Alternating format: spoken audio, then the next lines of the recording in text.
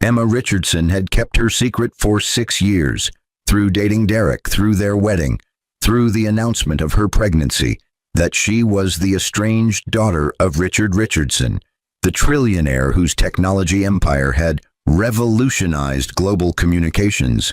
But as she lay in her hospital bed, hemorrhaging at 7 months pregnant, watching her husband refuse to pay her medical bills, while his mistress Veronica laughed triumphantly, Emma realized her silence had cost her everything. Derek had always seen Emma as his inferior, a simple woman from nowhere who should be grateful he'd married her, despite her apparent poverty, who should accept his criticism about her inability to contribute financially to their marriage. But he'd never questioned why Emma seemed so educated, so cultured, so composed despite her modest lifestyle. The divorce papers Derek threw onto Emma's hospital bed were supposed to be his liberation, his escape from a wife he'd convinced himself was dragging him down, but they were actually his death sentence, financially, socially, and emotionally. Veronica's manicured hand rested possessively on Derek's shoulder as they turned to leave Emma alone with her medical crisis, her laughter cutting through Emma's pain like shattered glass. But neither Derek nor his mistress saw Emma reach for the phone that would change everything. The call Emma made wasn't to beg or plead, but it activated a network of power so vast that within hours Derek's modest accounting firm would receive calls from clients suddenly canceling contracts. His mother, Catherine, would open her door to find lawyers bearing revelations that would literally make her collapse. But most devastating of all, Derek would finally see his pregnant wife's face on the news identified as the missing heiress whose family had been searching for her for over a decade. Derek had thrown away the woman who'd loved him enough to abandon billions, who'd chosen him over unimaginable wealth, who'd worked minimum wage jobs rather than reveal her identity.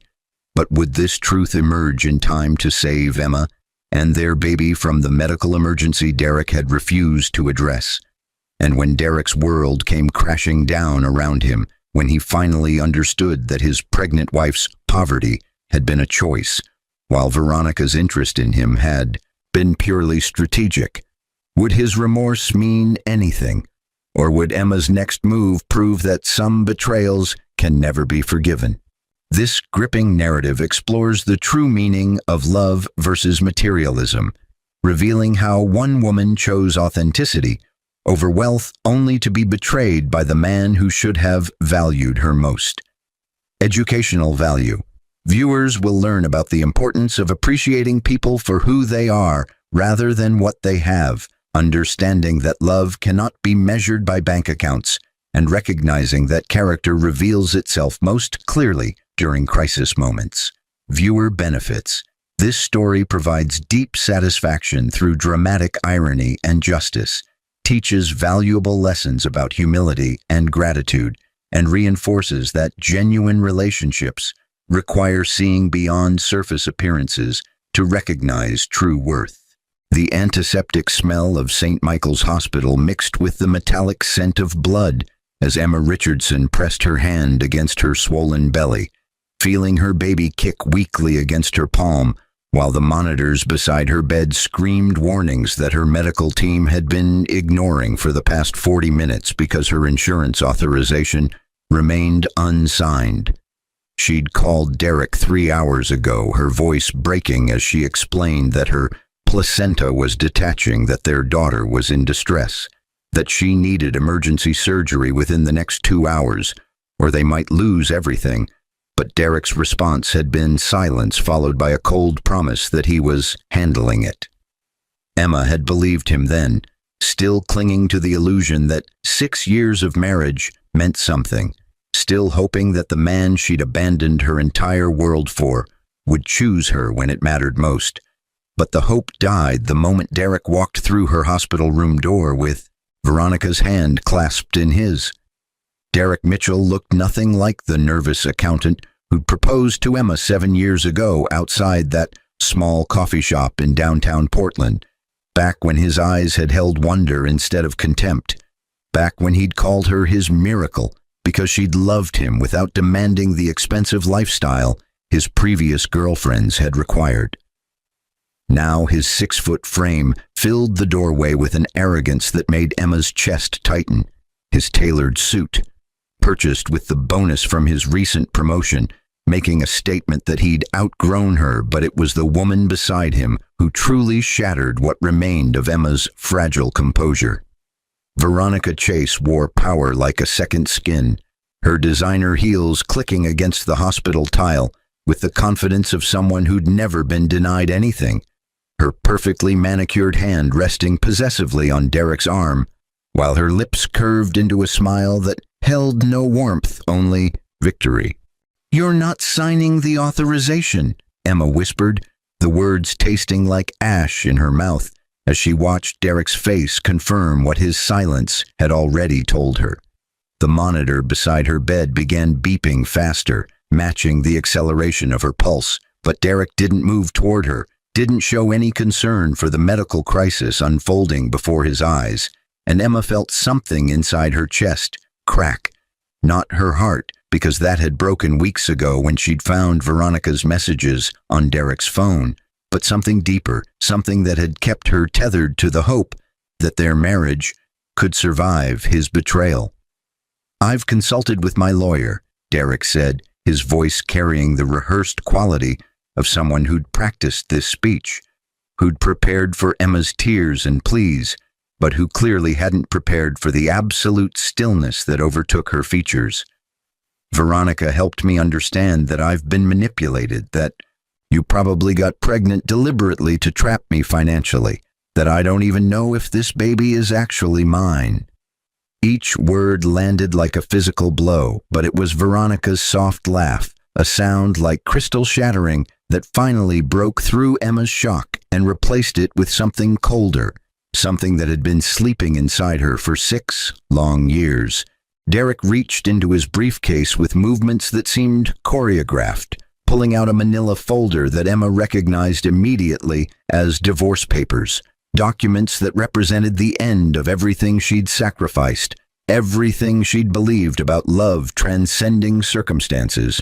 He threw them onto her hospital bed with a casualness that suggested he was discarding trash rather than abandoning his wife and unborn child, the papers landing across her swollen belly like a death sentence. But what destroyed Emma completely was watching Veronica wrap both arms around Derek's waist from behind, her chin resting on his shoulder while her eyes met Emma's with undisguised triumph.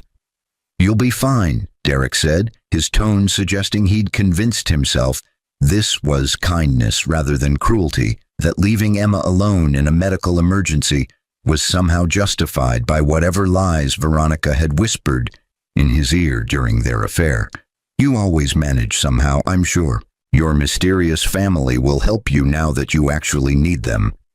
The sarcasm in his voice revealed how Derek had twisted Emma's carefully maintained boundaries into evidence of deception, how he'd transformed her privacy about her past into proof of manipulation, but he had no idea that his mockery was about to become prophecy. Emma's hand trembled as she reached for her phone on the bedside table, her vision blurring with tears that she refused to let fall, while Derek and Veronica could still see them, while they could still witness her devastation and mistake it for weakness. Derek turned toward the door, clearly believing the conversation was finished, believing he'd successfully extracted himself from an inconvenient marriage. But Emma's voice stopped him with 2 words that carried more weight than he could possibly comprehend. "You're right." Derek paused at the doorway, his shoulders tensing at Emma's unexpected response, but he didn't turn around because turning around would mean acknowledging the woman he was abandoning, the wife whose pain he'd already decided wasn't his responsibility anymore.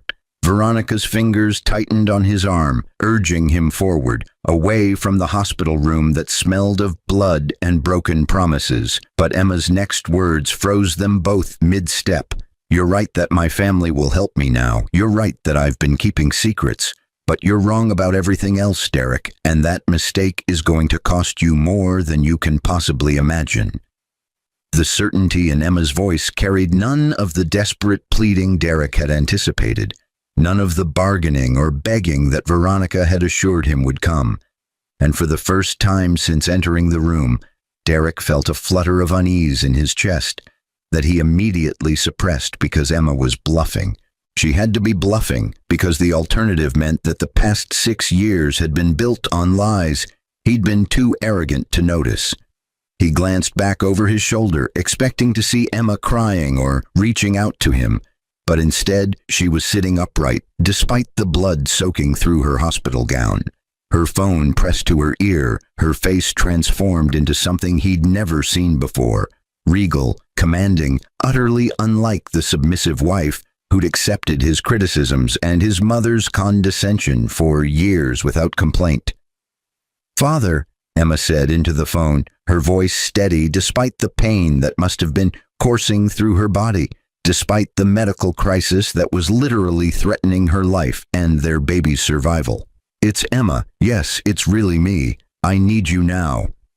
The word father hit Derek like a physical blow because Emma had always claimed she was estranged from her family, had always deflected his questions about her past, with vague references to complicated relationships and bridges she'd burned.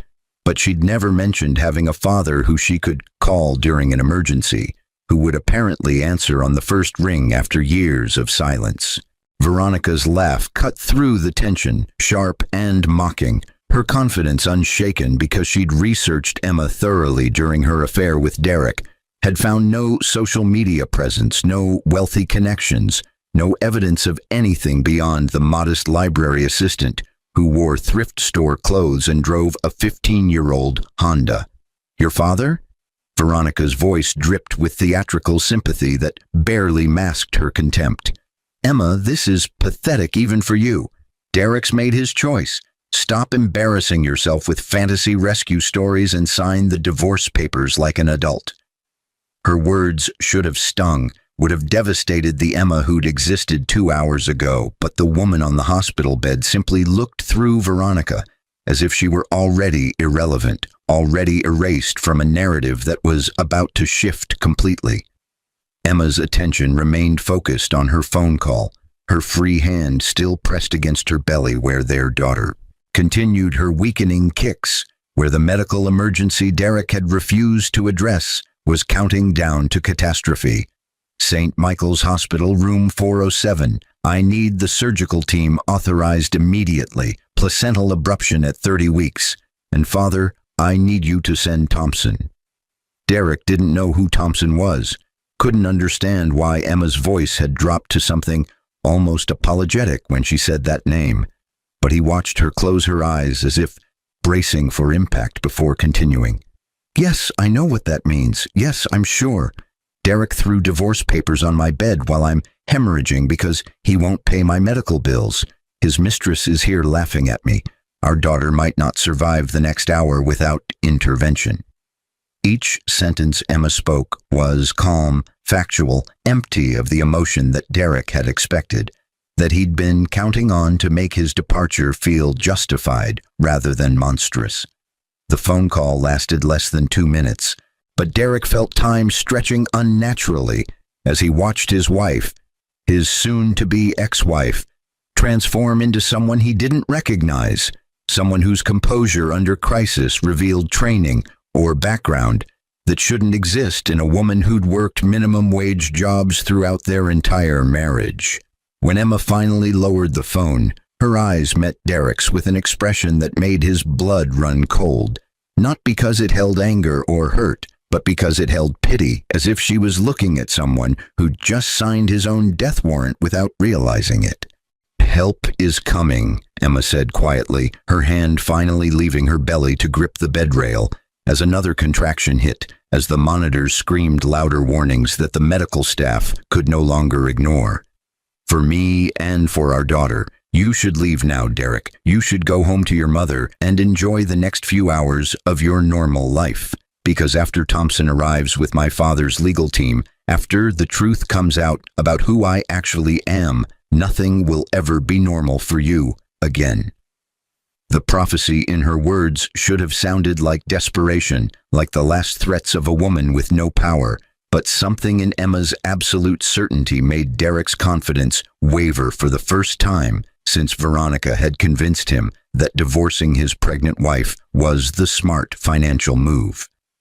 Veronica pulled at Derek's arm more insistently now, clearly sensing the shift in atmosphere, clearly wanting to escape before Emma's breakdown became ugly. But Derek found himself rooted to the spot, staring at his wife's face and suddenly seeing 1,000 small details he'd dismissed over the years.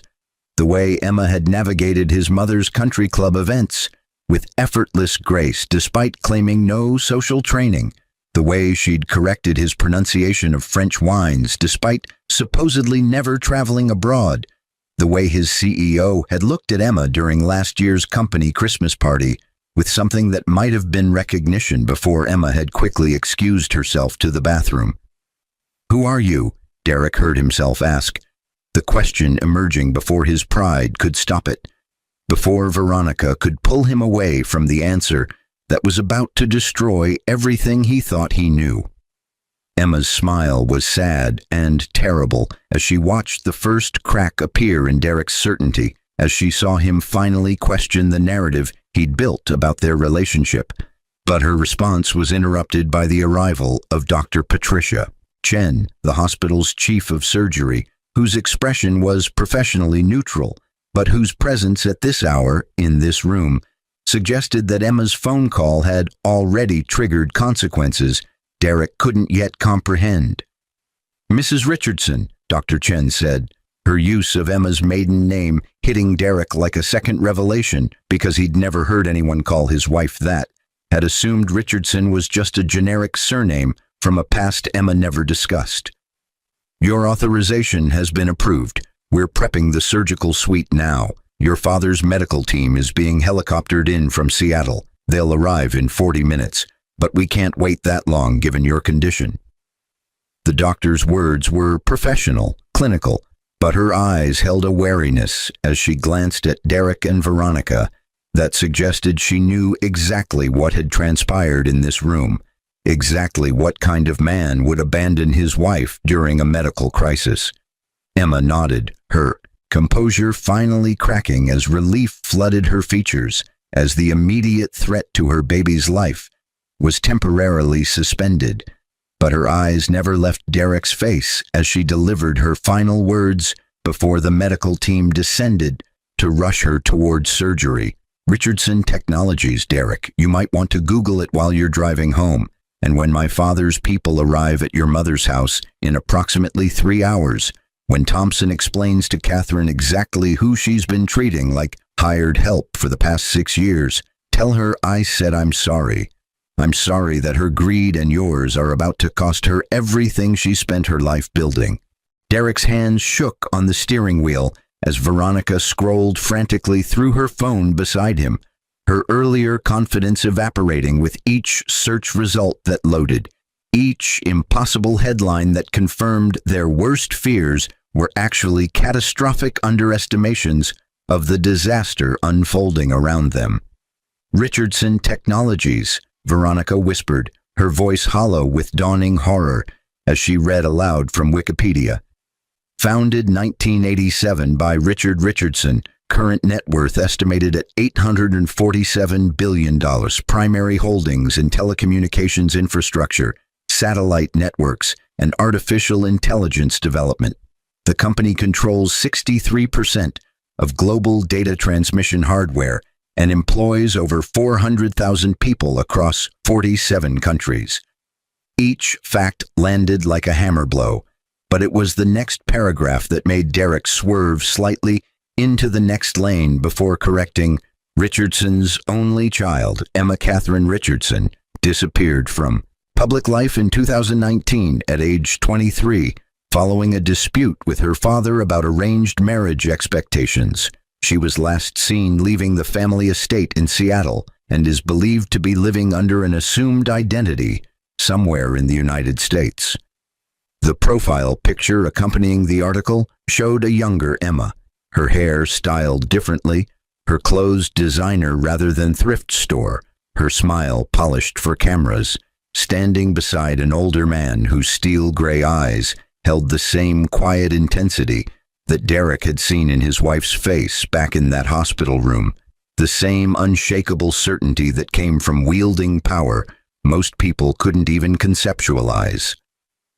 Derek pulled over to the side of the highway because his vision was blurring, because his brain couldn't process the mathematical impossibility of what he'd just done, the cosmic scale of his miscalculation in throwing divorce papers at a woman whose father's daily interest earnings exceeded Derek's entire lifetime earning potential. She worked at the library, Derek heard himself say stupidly, desperately, as if repeating the facts of Emma's modest lifestyle could somehow undo the revelation currently destroying his understanding of reality. She drove a Honda Civic with 200,000 miles on it. She bought groceries with coupons. She wore the same winter coat for 5 years. Each detail that had once confirmed Emma's poverty now revealed itself as evidence of a test Derek had catastrophically failed.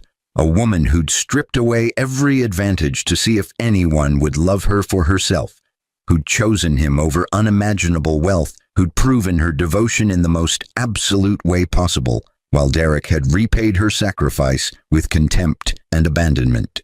Veronica's face had gone pale as she continued scrolling, her perfectly applied makeup suddenly looking garish against her bloodless skin, her designer outfit now seeming cheap and desperate compared to the wealth Emma had abandoned to be with Derek. "There are articles about her disappearance," Veronica said, her voice climbing toward panic as the implications crystallized. "Her family hired investigators. There's a standing reward of $50 million for information, leading to her safe return. Derek, your wife, your pregnant wife that you just divorced, is literally one of the most sought-after missing persons in the country, and you threw papers at her while she was hemorrhaging because I told you she was trying to trap you financially." The accusation in Veronica's final sentence revealed how quickly loyalty dissolved when consequences arrived, how the woman who'd laughed at Emma's suffering was already repositioning herself as Derek's victim rather than his co-conspirator.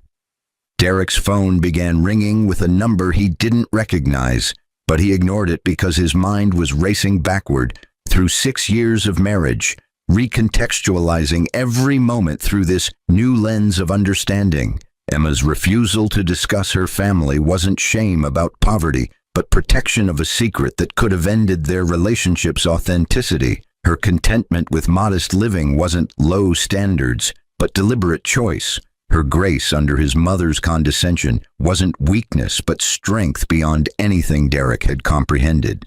Catherine Mitchell had treated Emma like a charity case for years, making snide comments about her clothes at family dinners, suggesting Derek could do better with someone more ambitious, criticizing Emma's failure to provide grandchildren quickly enough. But all along, Emma had been enduring abuse from people whose combined net worth couldn't buy a single floor of her childhood home. The phone rang again, then again, different numbers each time, but Derek couldn't move to answer because his paralysis had deepened into something approaching catatonic shock as the full weight of his actions crystallized. He'd refused to pay medical bills for a woman who could have bought the entire hospital with pocket change, had accused of gold-digging someone who'd abandoned billions to be with him, had chosen Veronica, whose interest in him had indeed been purely strategic, as Emma had known, over a wife whose love had been proven through the most extraordinary sacrifice imaginable.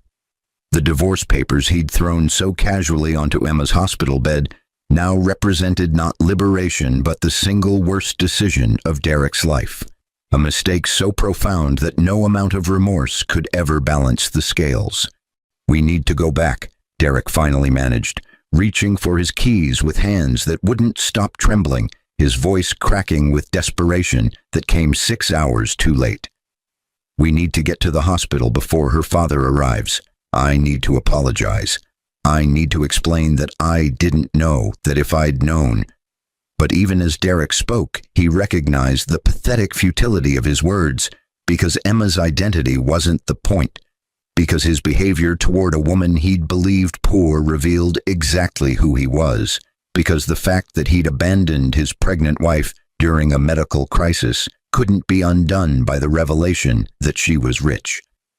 Veronica grabbed Derek's arm before he could start the car, her eyes wide with calculations that had nothing to do with love and everything to do with survival. "Derek, listen to me. Going back now makes it worse. You think her father's security team will let you anywhere near her after what you did? You think apologizing before you've consulted with lawyers is smart?"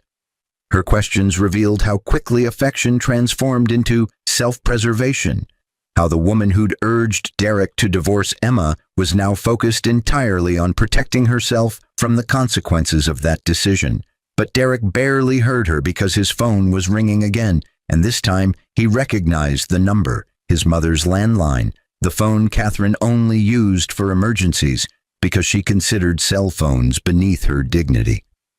"Mom?" Derek answered, his voice hollow with dread, because he knew, somehow he knew, that Emma's prophecy was already unfolding, that Thompson, whoever Thompson was, had already arrived at Catherine's house, with revelations that would shatter her world, the same way Derek's had been shattered 20 minutes ago.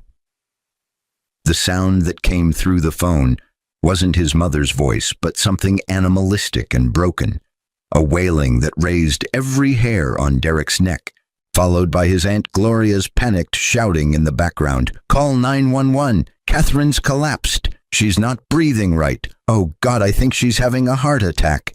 Derek's phone slipped from his nerveless fingers as the call continued, as he heard multiple voices overlapping in his childhood home, as the chaos playing out 50 miles away confirmed that Emma's warning had been prophecy rather than threat.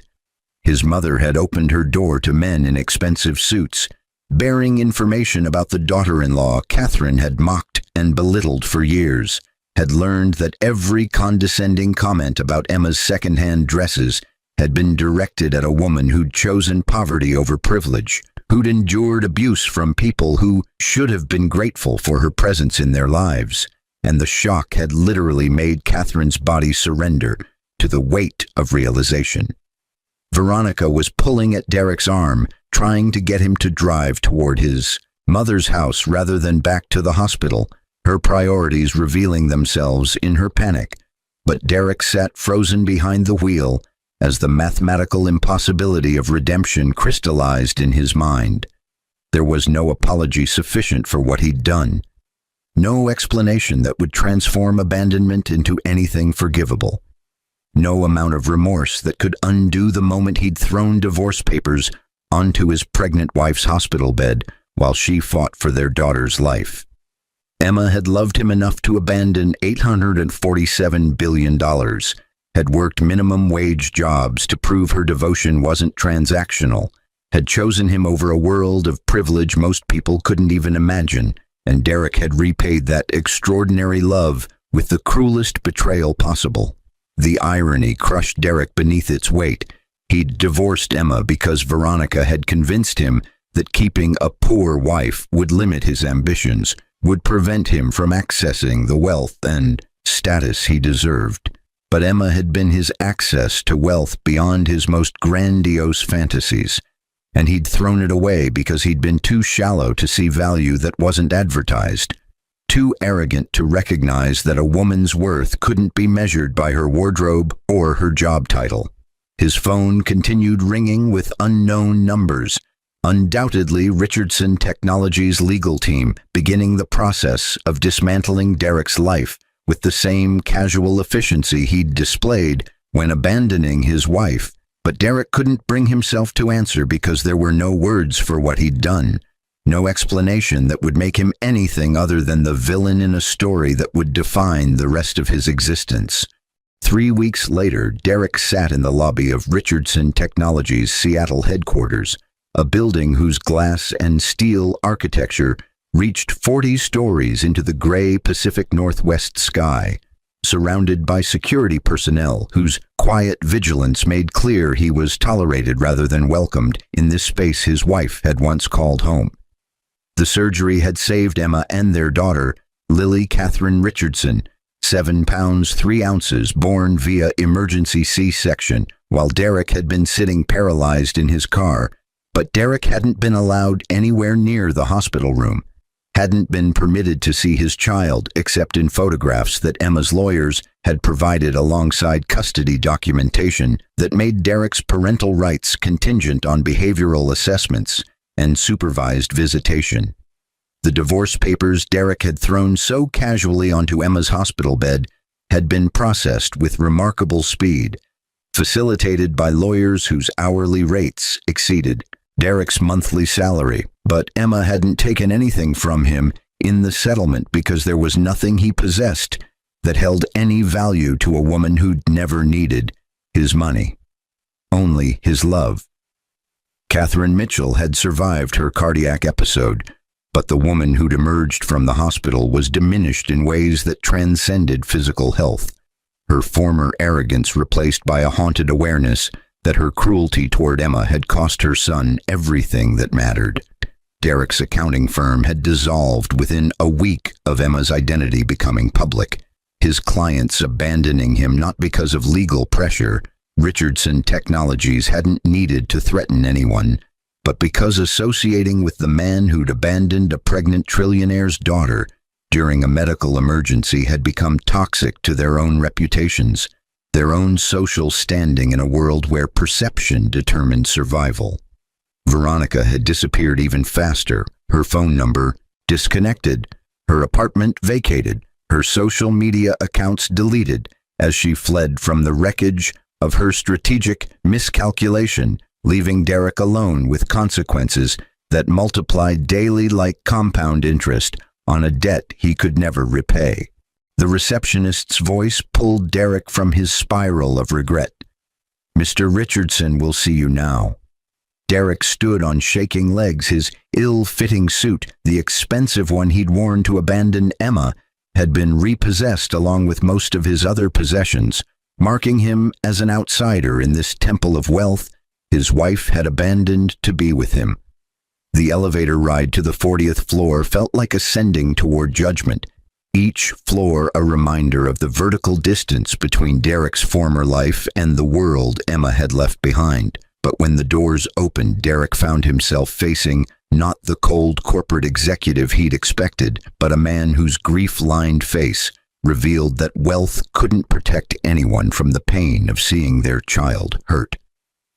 Richard Richardson stood beside floor-to-ceiling windows overlooking Seattle, his silver hair and tailored suit projecting authority that needed no announcement.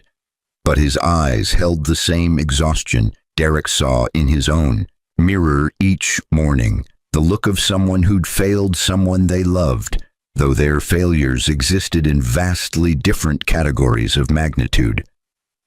"She agreed to see you," Richard said without preamble, his voice carrying the weight of a father who'd spent 6 years searching for his daughter, who'd finally found her only to discover she'd been suffering abuse from people who should have cherished her.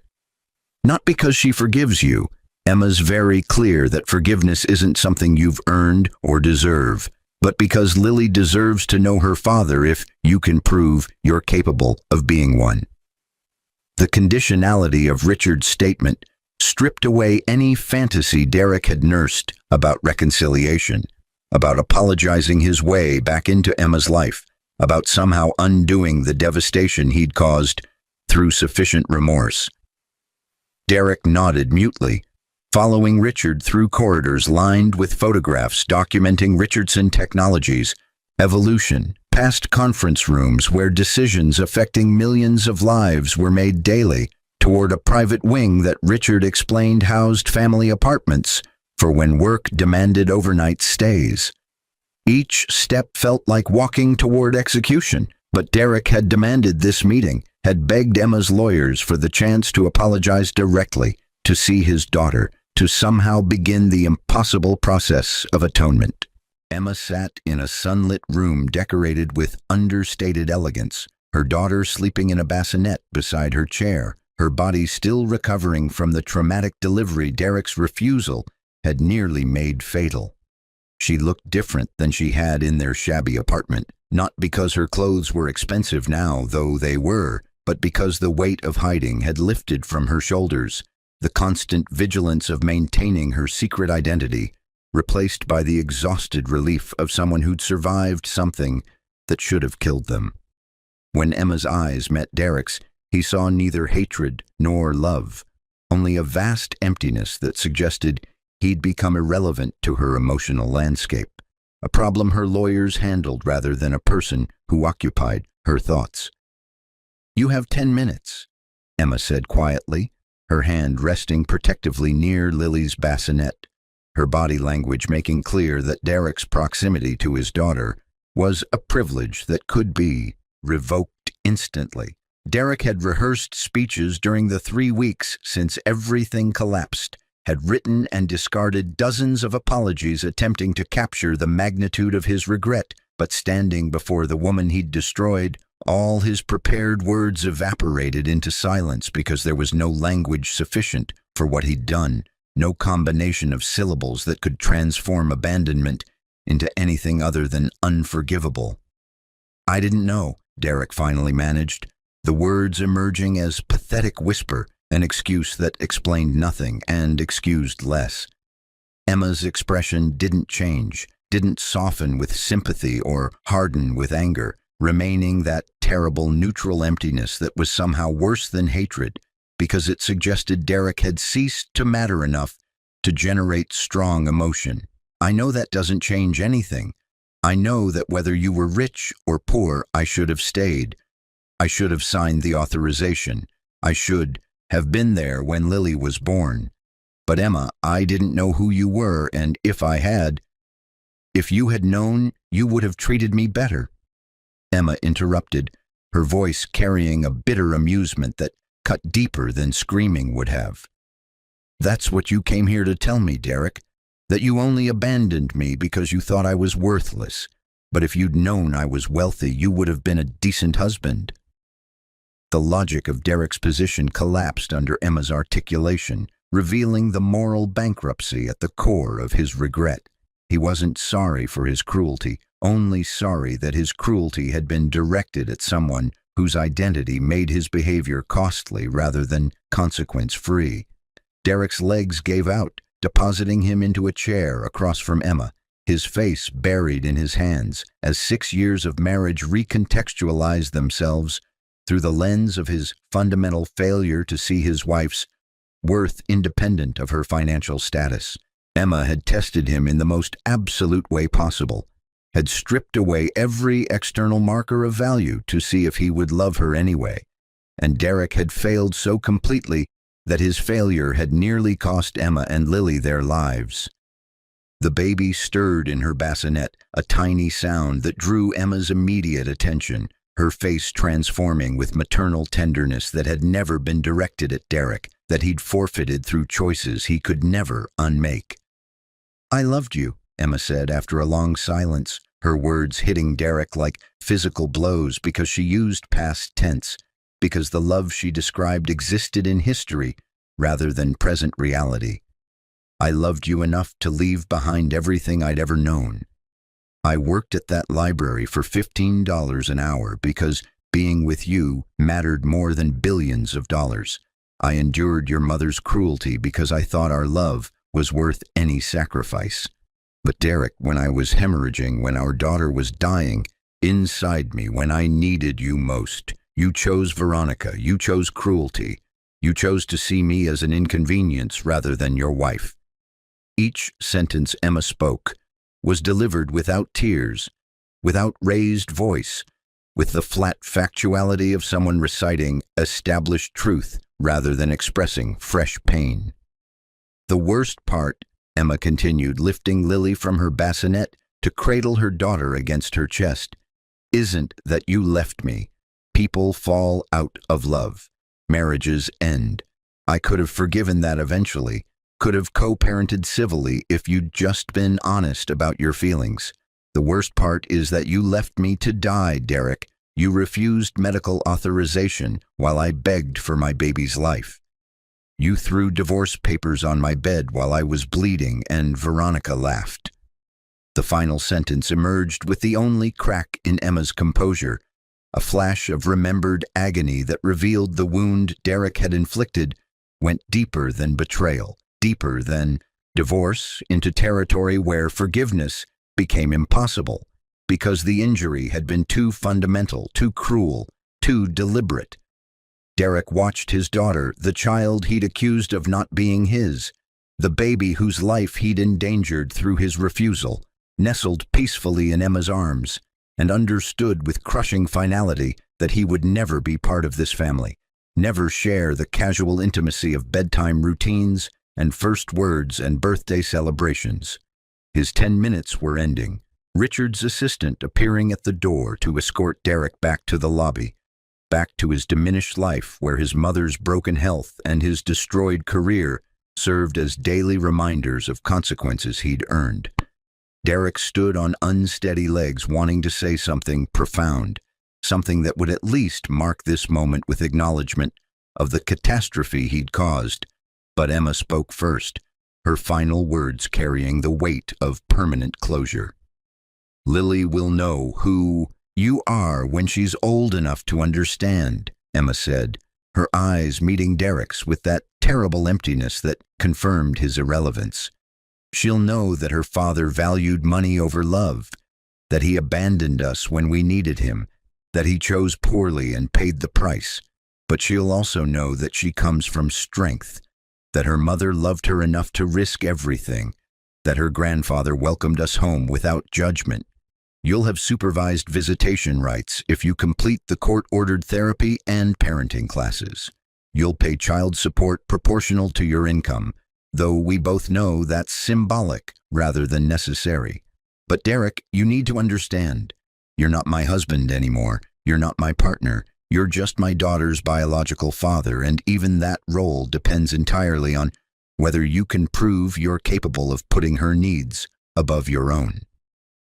The finality in Emma's voice made clear this wasn't negotiation or opening position, but established reality that Derek's opinions couldn't alter, couldn't influence, couldn't change through any amount of remorse or reformation. The elevator descended through 40 floors of steel and glass, carrying Derek back toward street level, back toward the modest apartment he now rented, in a neighborhood Emma would never visit, back toward a life permanently marked by the worst decision he'd ever made. His phone buzzed with a message from his mother. Catherine's latest therapy appointment had been rescheduled, her recovery from the cardiac episode progressing slowly, her relationship with Derek strained by the knowledge that her cruelty toward Emma had contributed to the disaster that had destroyed their family. Derek emerged onto Seattle's rain-slicked streets, anonymous among thousands of people rushing toward their own destinations, and understood that this was his future now. Invisibility, irrelevance, the permanent consequences of having valued money over character, appearance over substance, Veronica's lies over Emma's love. 6 blocks away, in Richardson Technologies' 40th floor family apartment, Emma held her daughter against her chest and whispered promises about the life they would build together, about the values Lily would learn, about the importance of seeing people's hearts rather than their bank accounts. The story of Derek's betrayal would become Lily's cautionary tale, her reminder that true worth existed independent of wealth, that character revealed itself most clearly during crisis, that some choices created consequences no amount of regret could ever undo. And Emma, who had abandoned billions to find authentic love, who had nearly died because she'd chosen poorly, would raise her daughter to understand that wealth without character was worthless, but character without wealth was everything that mattered. The rain continued falling on Seattle, washing the streets clean but unable to wash away the permanent marks of betrayal, the scars of abandonment, the legacy of a man who'd had everything that mattered and had thrown it away because he'd been too blind to recognize its value until the moment it was irretrievably lost.